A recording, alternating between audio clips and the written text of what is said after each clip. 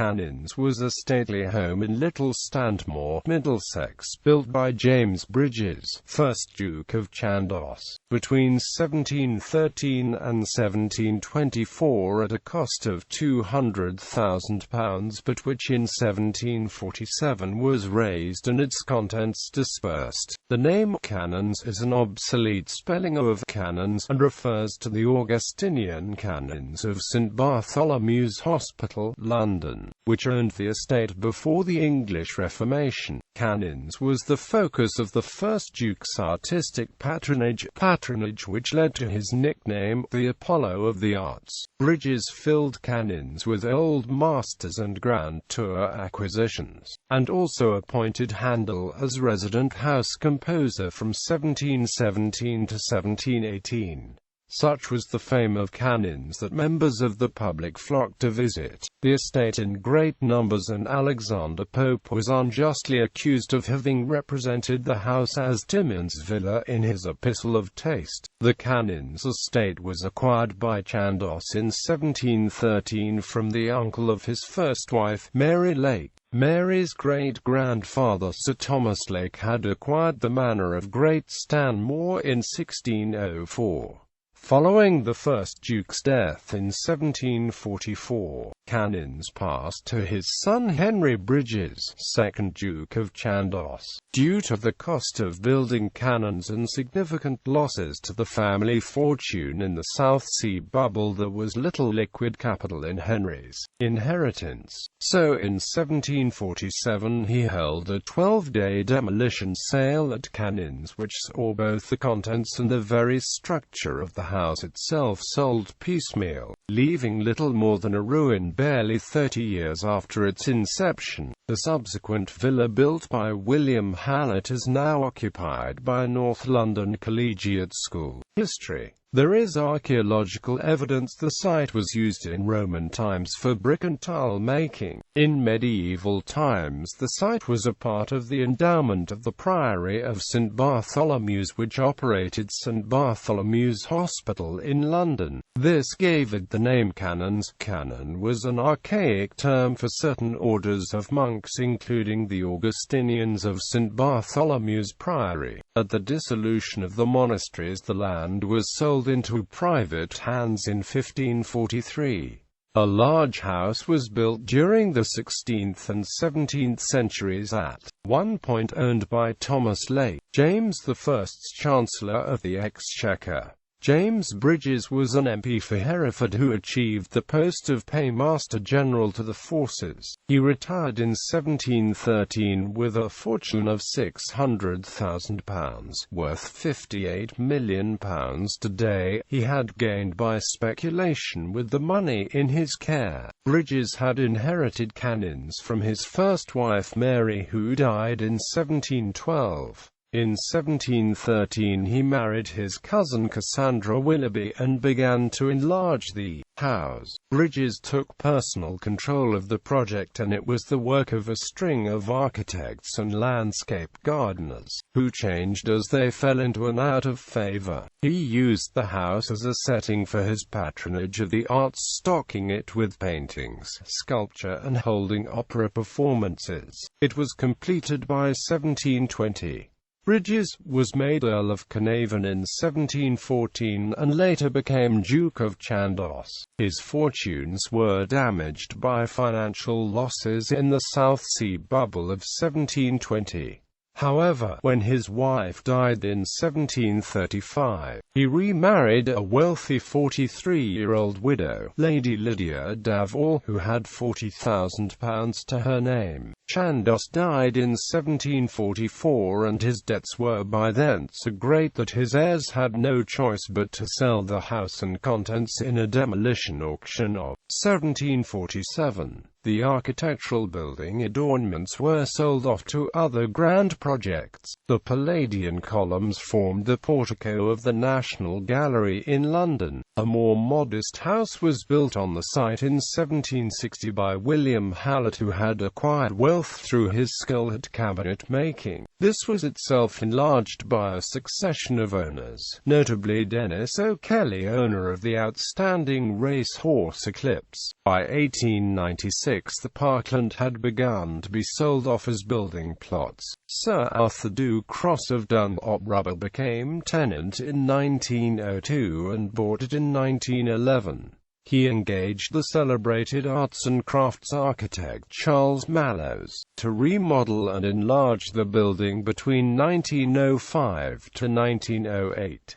The exterior of the current building is largely his work. In 1929 the house was bought by the North London Collegiate School, who still occupy it today. Part of the gardens remain as Canons Park in the care of the London Borough of Harrow. The house gives its name to the modern local district, Canons Park, which is largely built upon its parkland and is a wealthy North London suburb. This in turn gave its name to the underground station of Canons Park on the Jubilee Line. Architecture. Chandos remodeled the pre-existing Jacobean house built by Thomas Lake. The new three-story house took 10 years to complete and was designed as a square block with 4 new pedamented facades and a large internal courtyard. The Duke went through several architects, beginning with William Tullman in 1713, who produced 12 plans but was dismissed in 1714 before starting any building on the main house.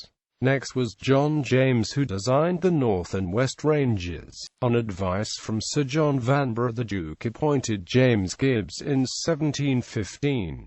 Gibbs is known as an architect who worked in a Baroque idiom but incorporated Palladian elements. He designed the chapel as well as the final designs for the 4 new facades. The designs for the interiors did not meet with approval from Vanbrugh, who commented, "The front's fine, but the inside is of poor invention," and Gibbs was dismissed in 1719.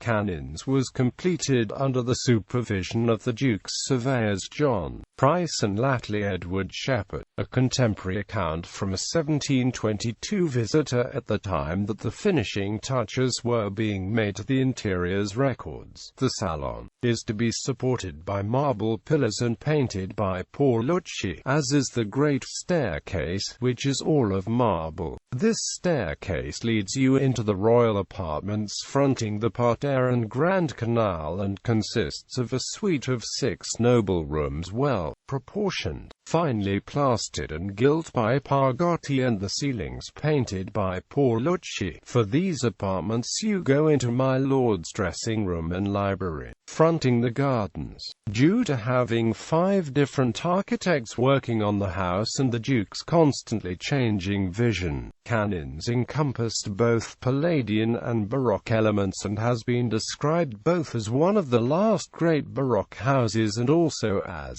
contributing towards the development of Palladianism in England. Gardens. The grounds of Canons extended to 105 acres and were renowned for their magnificence. There was a pleasure garden and orchard and her terrace opening onto a parterre containing gilded statues. Chandos had a water engineer of international fame in his household. His chaplain, the Rev. John Theophilus de Sagliers, F.R.S.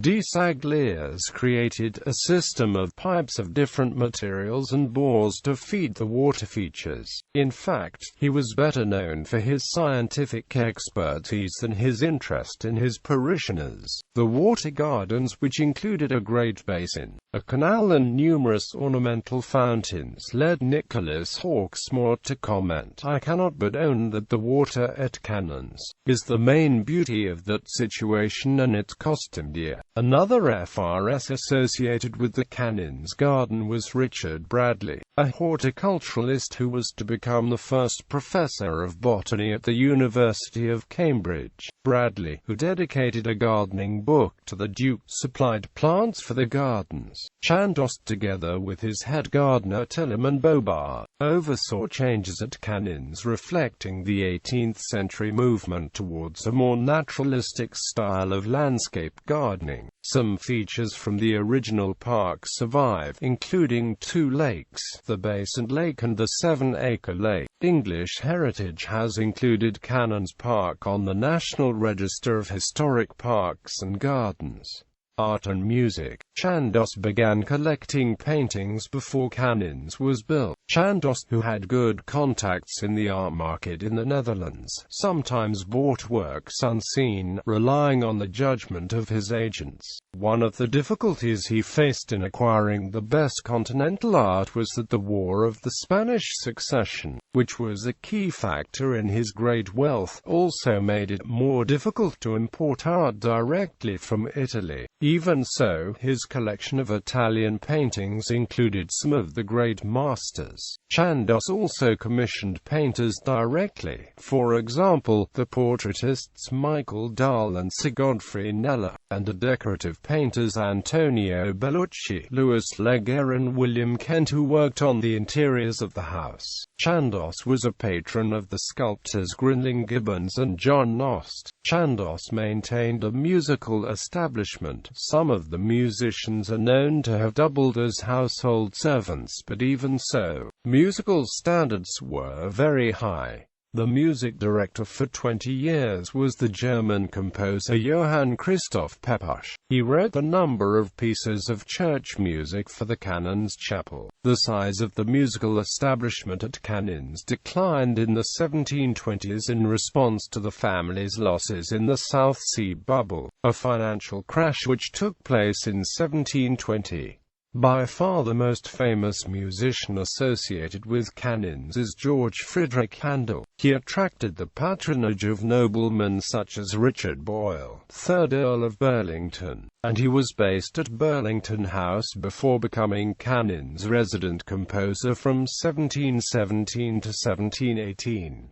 It has been suggested that the move to Canons was related to the fact that in 1717 there was reduced demand for his services in central London because operatic productions were experiencing a downturn. Chandos had a taste for Italianate music and in 1719 became a patron of Handel's opera company in London, at Canons, as well as employing continental musicians as composers. He also engaged continental instrumentalists. The singers, on the other hand, seem to have been mainly English, rather than the highly trained and expensive Italians who were the stars of the London opera scene.